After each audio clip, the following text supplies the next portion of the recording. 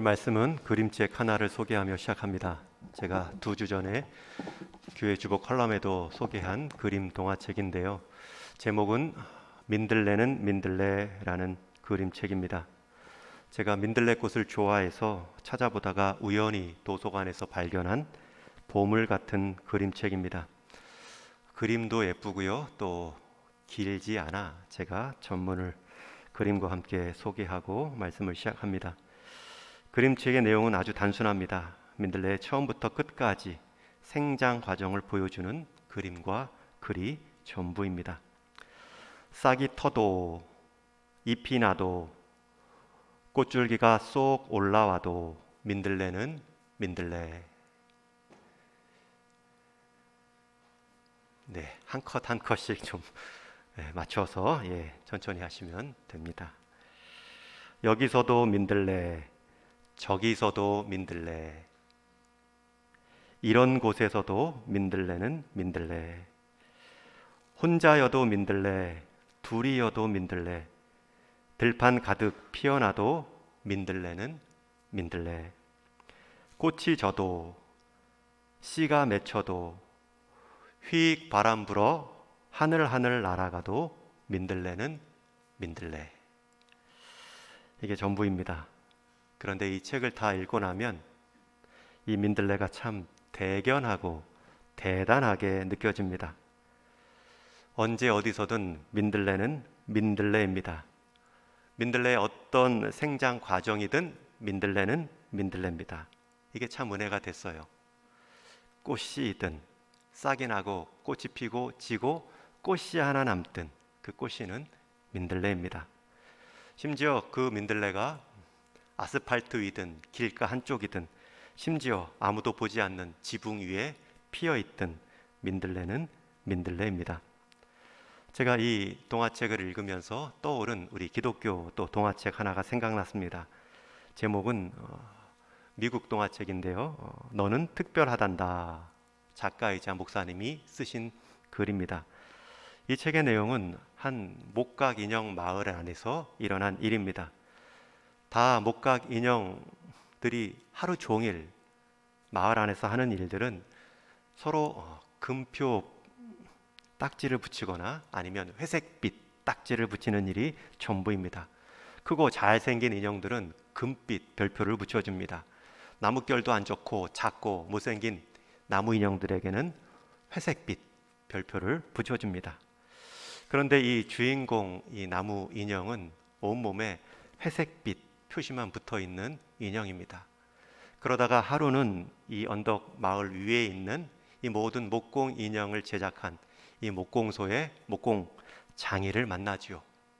거기 가서도 자신에게 이 회색 표시가 붙을 줄 알았는데 그 목공장인은 너는 내가 특별한 존재 하나만으로도 특별한 존재로 지음받은 인형이다 말합니다. 그리고 또 한 가지, 내게 붙어있는 그 회색빛은 너가 인정할 때에야 붙는 것이다. 다른 나무 인형들의 의견, 생각 이것보다 너를 지은 내 생각은 너를 특별하게 지었다. 이거 하나를 꼭 기억하고 살라고 말하고요. 그것으로 자신의 특별함을 안 이 나무 인형에서 회색빛 그 스티커들이 하나씩 떨어져 나가는 모습으로 동화책은 끝이 납니다. 민들레는 민들레, 또 너는 특별하단다. 이 존재 자체를 강조하는 그림책이 참 좋았습니다. 저는 이 민들레보다 또 이 목각 인형보다 더 대단한 존재가 있다는 것을 또 오늘 본문에서 발견합니다. 언제 어디서든 민들레가 민들레인 것처럼 언제 어디서든 저와 여러분은 하나님의 사랑으로 부름받은 특별한 존재입니다. 잘났든 못났든 아프든 건강하든 가난하든 부유하든 나의 몸 상태에 상관없이 내가 노인 가정 안에서 나라 안에서 관계 안에서 어떤 형편에 있든지 나는 이 땅에 하나님께서 각별하고 특별하게 심어놓은 인생 민들레임을 오늘 본문은 가르쳐줍니다. 특별히 선교주의를 맞으며 우리 인생이 어떤 이유로 하나님 앞에 특별한 존재인지를 세 가지로 나누어 전할 것입니다. 첫 번째, 우리의 특별한 존재 모습이 1절에 나옵니다. 우리 1절 말씀 같이 읽겠습니다. 시작. 그는 허물과 죄로 죽었던 너희를 살리셨도다. 여러분, 이 1절이 특별하다고 말씀드렸는데 전혀 특별하지 않은 것처럼 시작하지요. 특별하기는커녕 죽은 모습으로, 죽었던이라는 표현은 원어를 찾아보면 시체라는 뜻입니다. 허물과 죄로 시체되었던 너희를 살리셨도다. 여러분, 여기서 또 허물이라는 말은 떨어지다라는 뜻이고요, 죄라는 말은 비껴가다라는 뜻입니다. 저와 여러분, 원래 우리의 모습은 하나님께로부터 떨어져 나갔고 하나님의 뜻에 비껴간 인생들입니다. 그래서 성경학자들은 그리스도를 몰랐을 때의 우리의 모습을 허물과 죄로 죽은 상태, 이 허물과 죄를 같은 단어로 보고 똑같이 두 번 사용함으로 강조하고 있다, 물를 수 없는 상태이다 라는 표현이다 말합니다. 여러분, 원래 시체는 사고나 병으로 죽어야 됩니다. 그런데 여기서 말하는 시체는 허물과 죄로 죽었다. 이것은 육신의 죽음을 뜻하기 이전에 육신의 죽음을 가져온 영적인 죽음을 말하는 표현입니다. 이게 어떤 모습인지 이어지는 2절, 3절에 계속 잘 설명해 줍니다. 2절도 우리 같이 읽습니다. 시작. 그때 너희는 그 가운데에서 행하여 이 세상 풍조를 따르고 공중의 권세 잡은 자를 따랐으니 곧 지금 불순종의 아들들 가운데에서 역사하는 영이라. 이 맨 마지막 노란색으로 강조했는데요, 불순종의 아들들 가운데서 역사하는 영이 있는데 지금 너희들이 그 불순종의 아들들 가운데서 역사하는 영의 지배를 받고 있다. 여러분, 이것이 시체라는 것입니다. 이게 허물과 죄로 죽은 모습입니다. 아무리 그 모습이 세상 풍조를 따르며 잘 나간다 해도, 아무리 공중 권세 잡은 자의 힘으로 세상 권세를 누린다 해도 그 인생은 죽은 인생입니다. 3절 하반절에서도 우리의 육체의 욕심을 따라 지내며 육체와 마음에 원하는 것을 하여 다른 이들과 같이 본질상 진노의 자녀이었더니, 여기서는 또 앞에서는 허물과 죄로 죽었던 너희, 이 말은 본질상 진노의 자녀라는 뜻입니다. 여러분, 그리스도 밖에 있는 인생은 기껏해야 육체의 욕심 따라 살다가 육체가 사라질 때 함께 사라지는 인생입니다.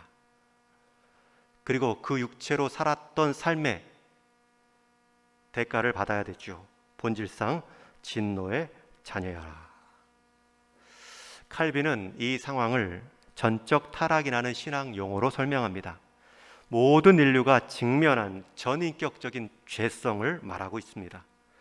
성경은 첫사람 아담이 하나님 말씀에 불순종해 선악과를 따먹는 모습으로 원죄가 시작되어 그 후손들에게 모든 죄가 전가되었다 말합니다. 그래서 하나님의 형상을 잃었고요, 하나님의 선한 마음과 거룩한 능력을 행할 의지마저도 잃게 되었습니다. 그러니 그 결과로 자연스럽게 하나님과 단절되며 죽음이, 질병이, 고통과 공동체의 아픔인 전쟁 같은 결과로 이어진 것입니다.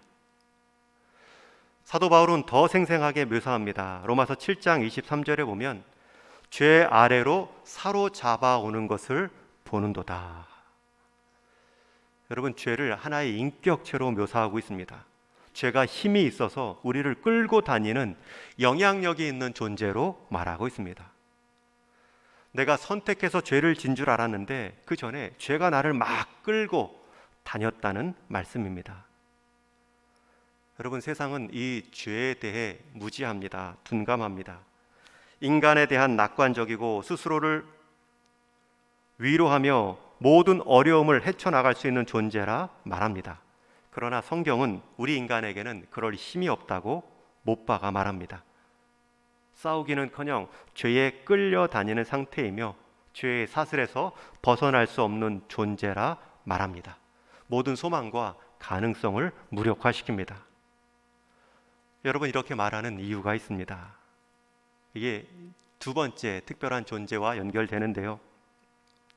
아니, 이 죄와 허물로 죽은 모습이 뭐가 특별합니까? 라고 말할 수 있지만, 이 허물과 죄로 이미 죽어있는 시체 같은 소망 없는 상태에서 두 번째 우리가 특별한 존재로 변화받는데 얼마나 이 큰 격차가 있는지를 알면 스스로를 놀랄 수밖에 없죠. 예를 들어 우리나라가 지금 이제 선진국 반열에 들어섰다, 선진국들이 말하고 있습니다. 가장 힘있는 나라 7, G7이라고 하는데요, G8, 8번의 나라로 대한민국을 초대한 적도 있습니다. 또 지금은 미사일도 스스로 쏘아서 인공위성을 올릴 수 있는 8번째 기술을 가진 나라가 되었습니다. 경제 규모는 10위이고 국방력도 8위라고 합니다. 나만, 우리 대한민국만 말입니다. 무엇보다 문화 강국의 힘, 무엇보다 자유민주주의를 동시에 경제력과 함께 꽃피운 나라로 서양 나라는 기억합니다. 그런데 이 8번째, 이 10위 안에 드는 국가 경제의 이 선진국의 모습이 다른 나라를 침략하여 얻은 것으로 이루어지지 않았다는 데에 특별함이 있죠. 다른 나라들은 다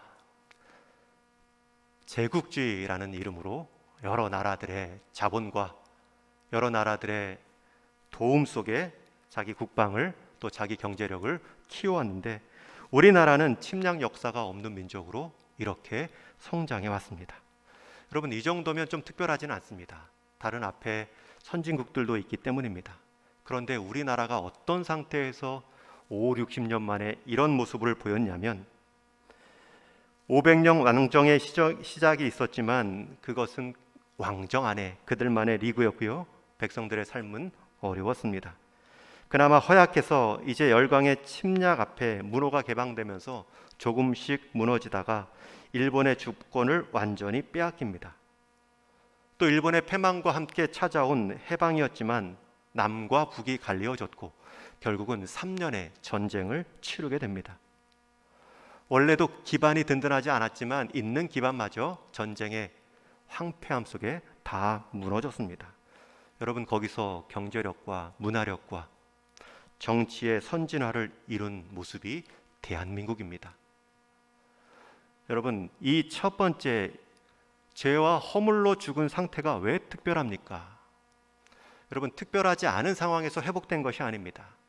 절대 회복될 수 없는 상황에서 회복되었기 때문에 특별한 모습입니다. 두 번째, 우리가 특별한 이유를 5절, 6절에서 이렇게 설명합니다. 우리 같이 한번 5절, 6절도 읽습니다. 시작. 허물로 죽은 우리를 그리스도와 함께 살리셨고 너희는 은혜로 구원을 받은 것이라.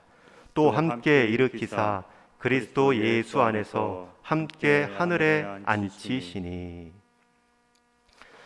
두 번째 특별한 이유를 설명하는데요, 허물로 죽은 우리를 살리셨고. 여러분, 허물로 죽은 우리는 스스로 절대 살아날 수 없는 존재입니다. 그런데 우리를 살리셨습니다. 이거 하나만도 감사한데 우리를 일으키시고 우리를 하늘에 함께 앉히셨습니다. 여러분, 앞서 살아 있어도 공중 권세 잡은 세속적 가치관에 살아가는 인생은 죽은 것과 같다 말씀드렸는데요, 여기서는 허물과 죄로 죽은 시체 정도의 삶이 아니라 이제는 더 이상 세상 풍속과 악한 존재의 영향력 아래 살아가는 인생이 아니라 하나님 안에서 하나님의 자원을 능력 삼아 하나님의 통치에 참여하는 자로 우리가 회복되었다는 것입니다. 그것도 누구를 통해서요? 그리스도와 함께 그리스도 예수 안에서 살리시고 일으키시고 앉히셨다 말씀합니다. 여러분, 이 일에 우리가 한 공헌은 아무것도 없습니다. 실제로 시체가 할 능력도 없었지요. 하나님께서 그리스도 안에서 구원을 위한 모든 일들을 행하셨습니다. 그리고 그것을 믿음으로 얻게 하셨지요. 8절 말씀에서는 이걸 선물이라고 표현합니다. 우리 8절도 같이 읽습니다. 시작. 너희는 그 은혜에 의하여 믿음으로 말미암아 구원을 받았으니 이것은 너희에게서 난 것이 아니요 하나님의 선물이라. 여러분, 첫 번째 특별한 것도 잘 이해가 안 되는데, 두 번째는 그 낮은 허물로 죽은 상태에 있던 우리를 살리셨고 일으키셨고 앉히셨습니다. 그것도 하나님께서 아들의 희생을 통해 보장해 주셨습니다. 다시는 물을 일이 없다는 것이죠. 물을 자가 없다는 뜻입니다. 심판받아 멸망할 수밖에 없는 우리에게 큰 반전이 일어났습니다. 일어나도 너무나 크게 상상하기 어려울 정도로 일어났습니다. 그 반전의 주도권을 지금도 하나님이 그리스도 안에서 쥐고 계십니다. 그런데 성경에서는 그 모습을 포괄적인, 그리고 우리를 노예로 사용하기 위한 목적이 아니라 4절에 보면 긍휼과 사랑으로 행하셨다 말씀합니다. 그렇기 때문에 우리를 하나님의 통치의 자리에 함께 앉히셨겠죠. 그리스도와 함께 하늘에 앉은 자라는 말을 지금 과거 시제를 통해 말씀합니다. 이미 그것이 확정되었다라는 표현입니다. 시간 안에 갇혀있는 우리는 다만 누리지 못할 뿐이고 경험하지 못할 뿐입니다. 그러나 우리는 지금 세상 안에 있지만 동시에 하늘에 속한 자들이고 믿음으로 하나님의 통치에 참여하고 있음을 알 수 있습니다. 그러니 여러분, 세상 안에서 세상 사람들이 이 말씀 안의 가치와 이 말씀의 존재됨의 의미를 모르는 그 어떤 말도, 어떤 판단에도 너무 마음 쓰지 마십시오.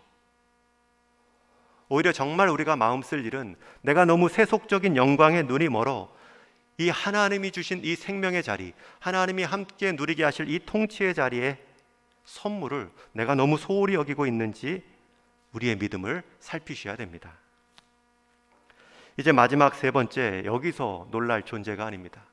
한 가지 더 특별한 이유가 남아있는데 10절 말씀입니다. 우리 함께 10절 말씀 읽겠습니다. 시작. 우리는 그가 만드신 바라 그리스도 예수 안에서 선한 일을 위하여 지으심을 받은 자니 이 일은 하나님이 전에 예비하사 우리로 그 가운데에서 행하게 하려 하심이니라.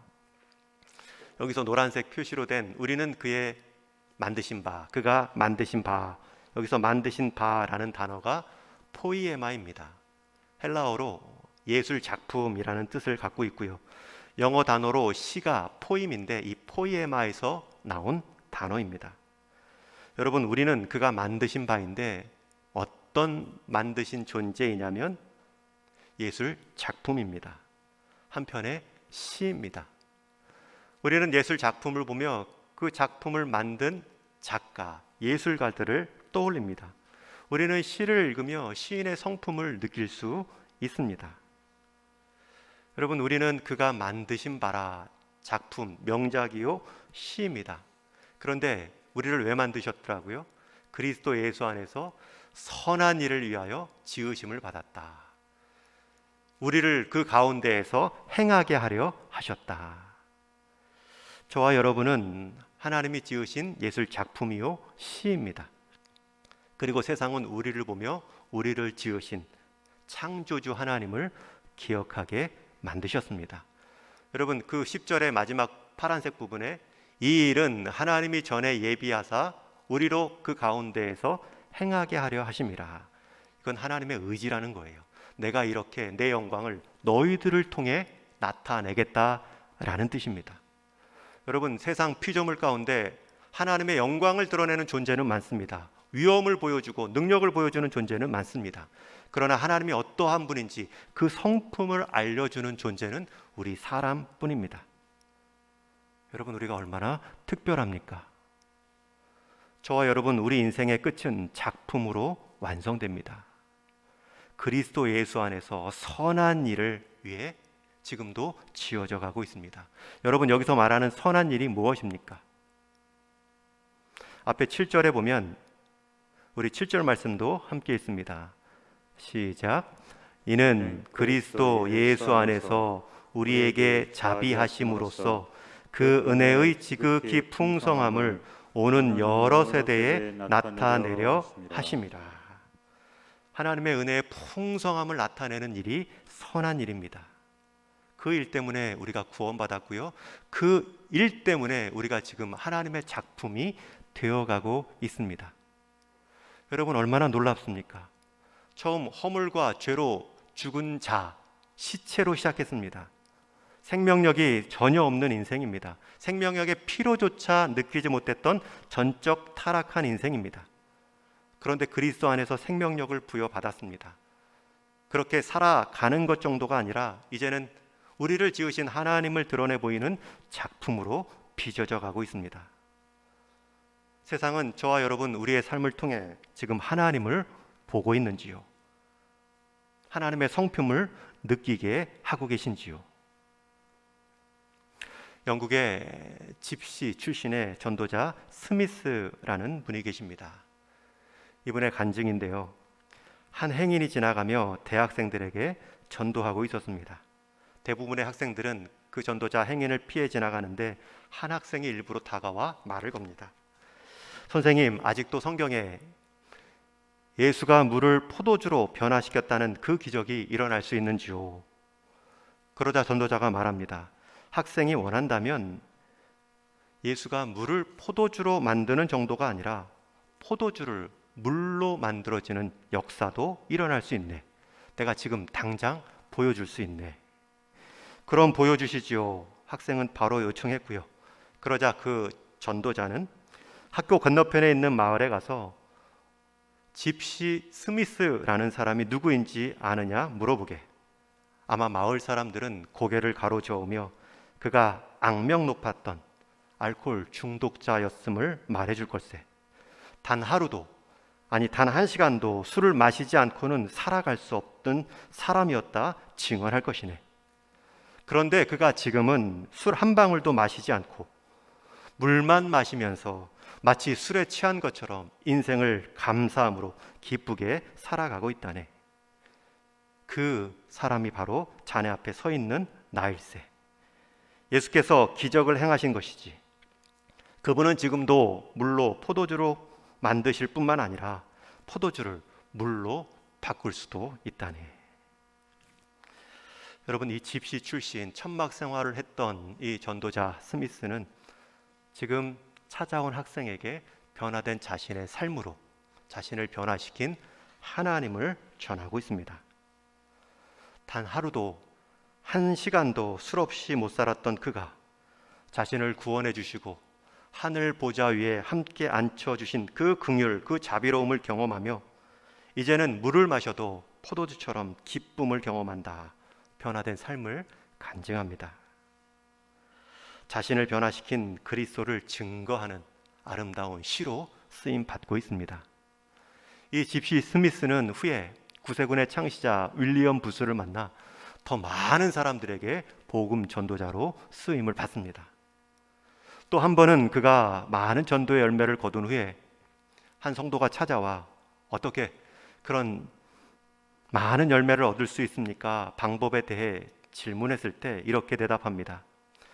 당신도 조용한 골방으로 들어가십시오. 그리고 그 골방 안에 당신을 중심으로 원을 하나 그리십시오. 그리고 이렇게 기도하는 것입니다. 하나님, 이 원 안에서부터 부흥을 주십시오. 이 원 안의 사람부터 새롭게 변화시켜 주십시오. 그 기도를 드리면 그 원이 점점 넓어지는 것을 볼 것입니다. 여러분, 집시 출신 떠돌이 생활했던 이 스미스 전도자는 후에 가장 낮은 자리까지 찾아와 가장 높은 자리로 올려주신 하나님의 사랑의 작품으로 쓰임 받다가 1947년에 하나님께 부름을 받았습니다. 여러분, 스미스만 놀라운 존재가 아닙니다. 저와 여러분도 하나님의 성품을 드러내 보이는 특별한 걸작품으로 빚어져 가고 있습니다. 여러분, 이것은 다른 어떤 피조물에게도 허락하지 않은 우리 성도만의 특권입니다. 심지어 더 많은 능력을 보였던 영적인 존재 천사도 그저 지켜볼 뿐입니다.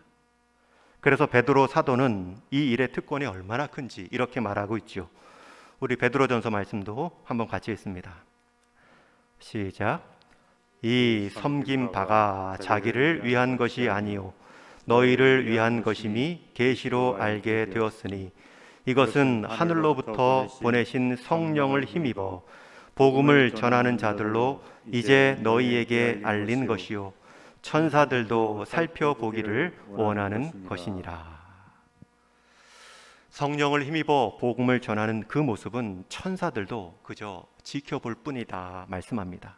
보는 것 자체로만 만족할 수밖에 없다는 것입니다. 여러분, 이 말씀을 근거로 지은 찬송가가 있죠.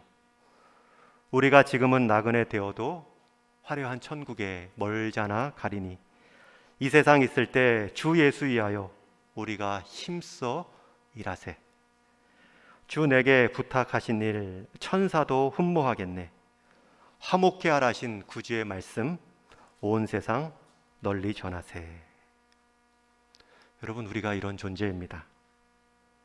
천사도 흠모하는, 지켜보는 것으로 만족할 수밖에 없는 특권을 가진 사람입니다.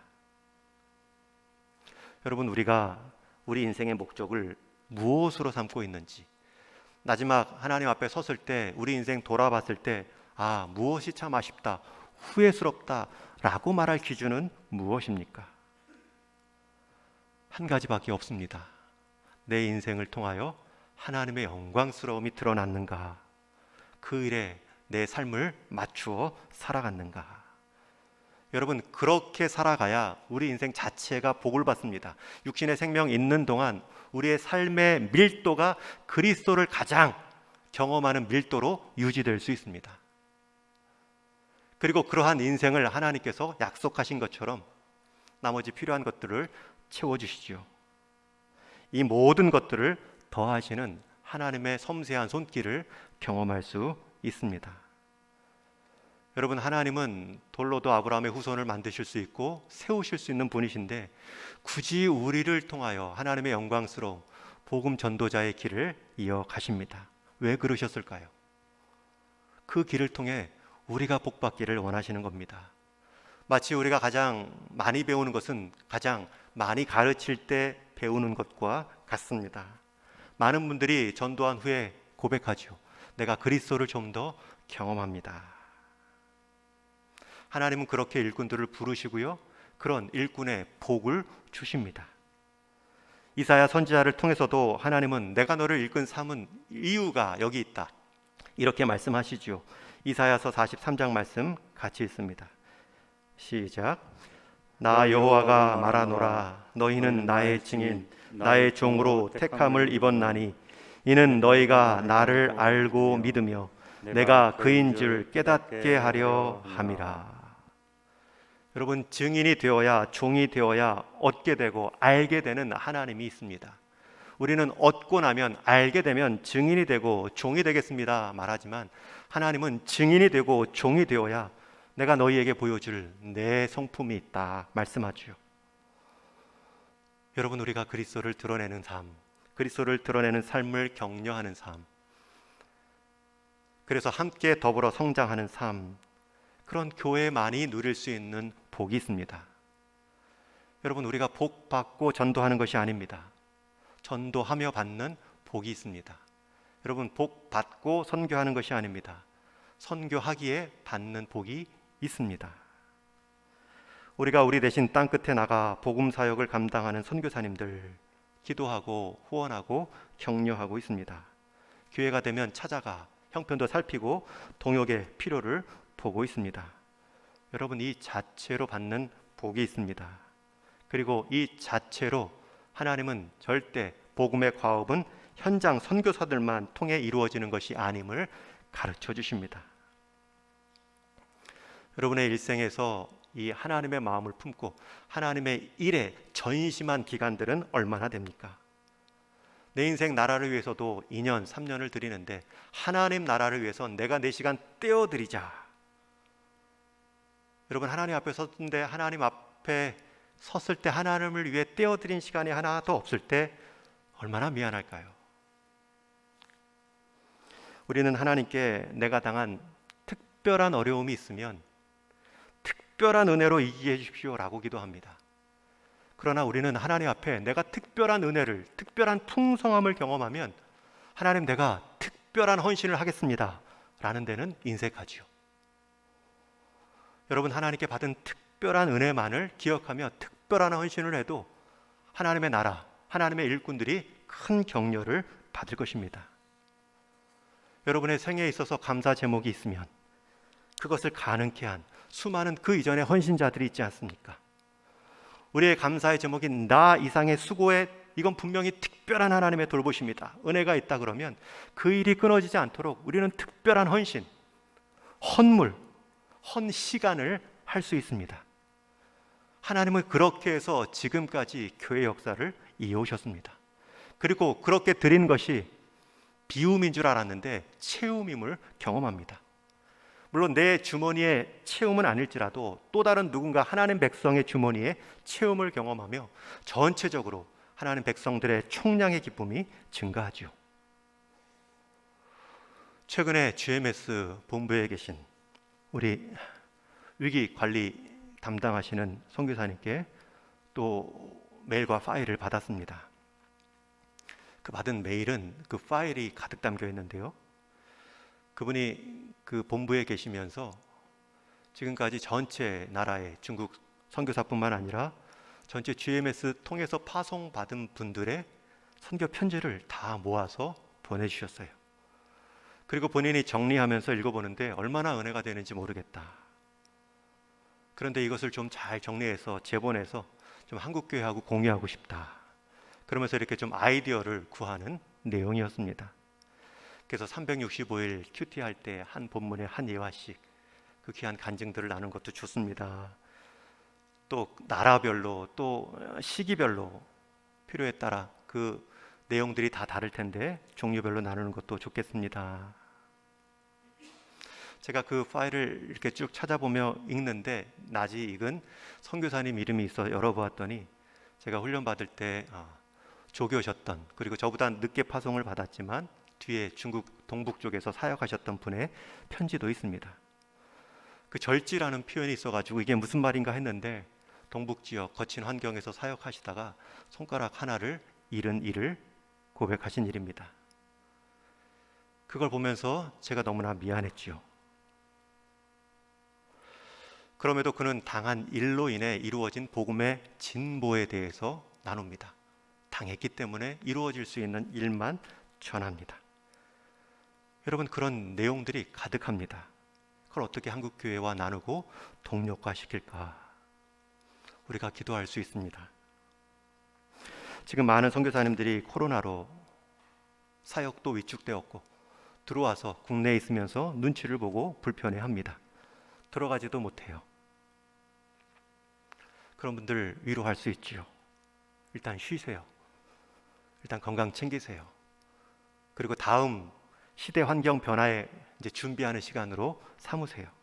그리고 필요를 묶어줄 수도 있고요, 지도할 수도 있죠. 여러분, 동인교회는 동대문에 있어 교통이 너무 좋습니다. 많은 선교사님들이 동대문에 시장에 올 겸 청계천에 올 겸 많은 분들이 거쳐가며 만날 기회가 있습니다. 서로는 모르지만 서로의 필요를 묶어줄 수 있습니다. 우리가 감당할 수 있는 일들이 있습니다. 지금은 파송의 시대보다는 이제 파송한 분들 후퇴하지 않도록 돕는 일이 더 중요합니다. 마음으로, 가정의 일로, 건강으로 귀국하여 사역을 멈추시려는 분들께 격려할 수 있지요. 여러분, 그런 한 분 세우는 일이 얼마나 많은 수고와 노력이 들어가는지 모릅니다.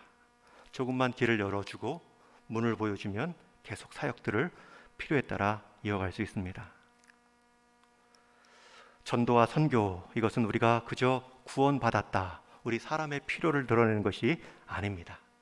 하나님의 긍휼하심이 얼마나 큰지, 이 절대 소망 없는 자들을 절대 높은 자리까지 올려주시는 하나님의 사랑이 있다. 그 사랑 때문에 우리가 구원받았을 뿐입니다. 그런데 이 구원은 우리에게만 제한되지 않습니다. 여러분, 새로운 시계, 새로운 세계가 있고 새로운 삶의 방식이 있습니다. 이것을 알려주고 보여주는 것이 저와 여러분이 포이에마가 되는 과정입니다. 그것이 하나님 보시기에 아름다운 작품입니다. 민들레는 민들레입니다. 여러분, 이 말은 민들레가 씨앗이든 화려한 꽃이든 다 남은, 또 씨앗만 남은 홀씨든 민들레는 존재 자체가 변한 것이 아니다 말하죠. 여러분, 우리 인생 때로는 아플 수도 있습니다. 힘들 수도 있습니다. 기억력이 사라질 수도 있습니다. 가진 것 다 잃을 수도 있습니다. 그러나 우리는 성도입니다. 성도는 변함없는 성도입니다. 민들레가 민들레를 낳습니다. 성도가 성도를 낳습니다. 그리스도를 경험한 사람만이 그리스도를 경험케 해줄 수 있습니다. 저와 여러분, 선교주의를 맞으며 선교사님을 도웁시다 정도로 끝나서는 안 됩니다. 예수님을 모신 인생이 선교사이고요, 예수님이 없는 인생이 선교지입니다. 여러분 주변에 얼마나 많은 선교지가 보입니까? 여러분이 보냄받은 민들레입니다. 선교지에서 우리 가정을 지칭할 때 사용했던 이름이 민들레 가정입니다. 민들레는 들판에서 가장 흔하게 볼 수 있는 꽃입니다. 너무 흔해서 하찮게 여겨지기도 합니다. 그러나 민들레는 꿋꿋하게 홀씨를 날려보내며 전체 들판을 노랗게 물들여 갑니다. 저는 여러분들이 물들여갈 그 들판을 기대합니다. 여러분들은 그런 점에서 여러분들만이 변화시킬 물들여갈 자리가 있는 특별한 존재입니다. 절대 낭망의 자리에서 부름받은 절대 소망의 인생, 그리고 하나님의 성품을 드러내는 절대 명작의 자리로 초대받은 우리는 특별한 사람입니다. 그 하나님의 관점으로 특별한 존재됨을 내 원 주변으로 넓혀나가시는 귀한 인생 되기를 주님의 이름으로 축원합니다. 같이 기도하시겠습니다.